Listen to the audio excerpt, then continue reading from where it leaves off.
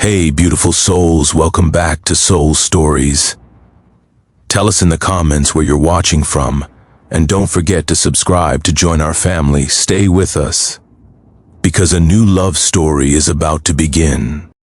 The desert sun beat down mercilessly on the cracked earth of Dusty Creek Ranch, painting everything in shades of amber and gold. Marcus Webb stood at the fence post, his weathered hands gripping the splintered wood as he watched the last of his cattle graze in the diminishing pasture. At 34 years old, he had become what the townsfolk whispered about in the general store, the lonely cowboy of Whitmore County. It had been 3 years since his wife Sarah packed her bags and headed east, claiming she could no longer stand the isolation, the endless days of nothing but wind and tumbleweeds. Marcus had begged her to stay, promised to take her to the city more often, but she had made up her mind. The divorce papers arrived 6 months later, and with them, the last shred of his belief in companionship. The ranch had been in the Webb family for 4 generations, passed down from his great-grandfather, who had settled this land when it was nothing but wilderness and possibility. Now Marcus ran it alone, with only occasional help from migrant workers during harvest season. His days blended into one another, a monotonous rhythm of feeding livestock, mending fences, and sitting on his porch with a glass of whiskey, watching the sun sink below the horizon. His nearest neighbor was 12 miles away, an elderly widow named Mrs. Patterson, who occasionally sent her grandson to check on Marcus and deliver homemade preserves. The boy, no more than 16, would shift uncomfortably on Marcus's porch, clearly eager to return to civilization and his smartphone signal. Marcus couldn't blame him. This life wasn't for everyone. It wasn't for most people, apparently. The loneliness had become Marcus's constant companion, settling into his bones like the dust that coated everything on the ranch. He talked to his horse, a chestnut mare named Copper, more than he talked to any human. Copper didn't judge him for his failures, didn't ask why he couldn't keep a wife or why he chose to waste away on a dying ranch. She just nuzzled his hand when he offered her apples and carried him faithfully across the endless landscape. It was on a Tuesday morning, the kind of morning that felt exactly like every other morning for the past 1,000 days, when everything changed. Marcus was in his cherry orchard, the one luxury his grandmother had insisted upon when she was alive. She had planted those trees herself, nurturing them against all odds in the harsh Texas climate. Now they were mature, producing the sweetest cherries in the county, though Marcus rarely did anything with them. They would ripen, fall, and rot, a yearly reminder of abundance wasted on Solitude. He was reaching for a particularly plump cluster of dark red cherries when he heard the sound of a vehicle struggling up his dirt road. Nobody came to his ranch unannounced. He squinted against the sunlight and watched as an old pickup truck, painted a faded blue that reminded him of the summer sky after a storm, coughed and sputtered its way toward his property. The truck stopped near his barn, and the door swung open to reveal a woman unlike anyone he had seen in these parts. She was tall, with sun-kissed skin and hair the color of autumn leaves, pulled back in a practical ponytail. She wore jeans that had seen better days and a flannel shirt with the sleeves rolled up, revealing forearms that spoke of hard work. But it was her eyes that caught Marcus's attention, green as the first spring grass after a long winter, and filled with a spark of something he couldn't quite name. She approached him with confident strides, completely unbothered by the isolation or the intimidating emptiness that surrounded the ranch. In her hands, she carried a wooden crate filled with what appeared to be glass bottles. Marcus climbed down from his ladder, wiping his hands on his worn jeans. He hadn't spoken to a woman his age in longer than he cared to remember, and his voice came out rustier than he expected. "Excuse me, ma'am, but I think you might be lost." The woman laughed, a sound that seemed to make the very air around them lighter. "I'm never lost, cowboy. I always know exactly where I'm going, even if no one else understands why." She set down her crate and extended her hand. "Name's Ruby Chen. I'm your new neighbor, sort of." Marcus shook her hand, noting the calluses on her palm, the firmness of her grip. This confused him more than her sudden appearance. Neighbor?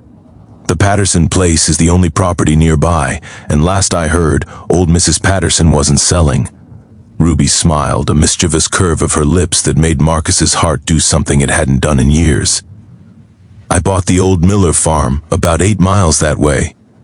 She pointed west, toward a property that had been abandoned for over a decade. It's a disaster, honestly. The house is barely standing, the land hasn't been worked in years, and I'm pretty sure there's a family of raccoons living in what used to be the kitchen. But it's mine. Marcus blinked, trying to process this information. The Miller farm had been empty so long he had almost forgotten it existed.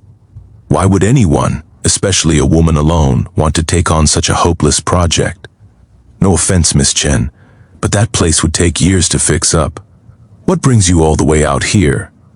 Ruby's expression softened, and for a moment, Marcus saw something behind those green eyes, a sadness that mirrored his own. Let's just say I needed to get away from everything I knew, start over, build something from nothing. She gestured to the crate at her feet. I used to run a small dairy operation in Vermont. Decided to bring my skills west. These are samples of my artisanal cheeses. I'm going around to all the local properties, introducing myself and trying to drum up some future customers. She pulled out a wrapped package and handed it to him. It was cheese, creamy and pale, with flecks of herbs visible throughout. Marcus hadn't had fresh cheese in years, relying on whatever processed stuff he could get at the grocery store 30 miles away. I can't pay you for this, he said, his pride making the words come out harsher than intended. Ruby waved dismissively. It's a gift. Consider it a hello from your new neighbor. Besides, she added, glancing around at his cherry trees laden with fruit, it looks like you've got something I might need. Fresh fruit for my cheese pairings. Maybe we could work out a trade. Marcus looked at the cherries he had been ignoring for years, suddenly seeing them through new eyes. These old things? They're probably not good enough for any fancy cheese operation. Ruby walked past him, into the orchard, reaching up to pluck a cherry from a low-hanging branch. She popped it into her mouth, and Marcus watched as her eyes closed in appreciation. She stayed like that for a moment, and when she opened her eyes again, she was looking directly at him. These are incredible, sweet, complex with just the right amount of tartness. Where have you been hiding these? I haven't been hiding them, Marcus admitted. I just haven't been doing anything with them.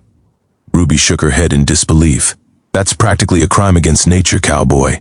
She began moving through the trees, examining the fruit with an expert eye. Mind if I pick some? Marcus nodded, still somewhat stunned by this whirlwind of a woman who had appeared out of nowhere and was now treating his neglected orchard like a treasure trove. He watched as she filled a basket she had retrieved from her truck, moving through the trees with graceful efficiency. Over the next few hours, Ruby picked cherries while Marcus found himself talking more than he had in years. She asked questions about the ranch, about his family history, about the land itself, and somehow her genuine interest unlocked something in him. He told her about his grandmother planting the orchard, about his grandfather teaching him to ride, about the summers when the ranch was full of life and laughter. Ruby in turn shared her own story. She had been married once, to a man who had seemed perfect until he wasn't. He had controlled every aspect of her life, isolated her from friends and family, made her doubt her own worth. When she finally found the courage to leave, she had nothing but her knowledge of cheesemaking and a desperate need to prove she could survive on her own. We're quite the pair, Marcus said as they sat on his porch that evening, sharing the cheese she had brought and drinking lemonade he had hastily made from a powdered mix. Both running from our pasts to the middle of nowhere. Ruby leaned back in her chair, watching the sun paint the sky in shades of orange and pink. Maybe we're not running from something. Maybe we're running towards something. We just don't know what it is yet. Their friendship developed slowly, the way things do in the country where time moves differently. Ruby would stop by every few days, sometimes bringing cheese, sometimes bringing questions about the local soil or climate. Marcus found himself looking forward to her visits, cleaning up his appearance, making sure there was fresh lemonade ready. He helped her with repairs on the Miller farmhouse, driving over on weekends with his tools and his expertise. Together they patched the roof, rebuilt the porch, and evicted the raccoon family with more gentleness than Marcus would have shown on his own. Ruby insisted on giving them a proper relocation to a barn on the far edge of her property, complete with food and water to help them adjust. As the months passed, Marcus noticed changes in himself. He started caring for the cherry orchard properly, pruning the trees and protecting them from pests. He repainted the barn for the first time in a decade. He even got a haircut when he went to town for supplies, prompting the barber to ask if he had a lady friend. Maybe, Marcus had replied, surprising himself. The following summer, Ruby's dairy operation was up and running. She had acquired a small herd of goats and a few cows, and her cheese was becoming legendary in the farmers' markets throughout the region. People drove hours to buy her creations, especially her cherry-infused varieties made with fruit from Marcus's orchard. One evening she arrived at his ranch with a new creation, a soft cheese studded with dried cherries and drizzled with honey. She had Marcus taste it while she watched anxiously for his reaction. "It's perfect," he said, and he meant more than just the cheese.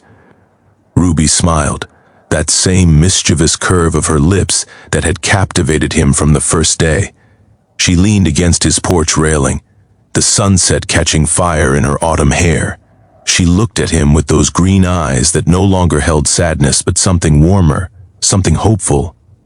"You know, Cowboy," she said, her voice teasing but tender, "you've been keeping me supplied with cherries for over a year now. I show up, take all your fruit, leave you with cheese." She paused, stepping closer to him.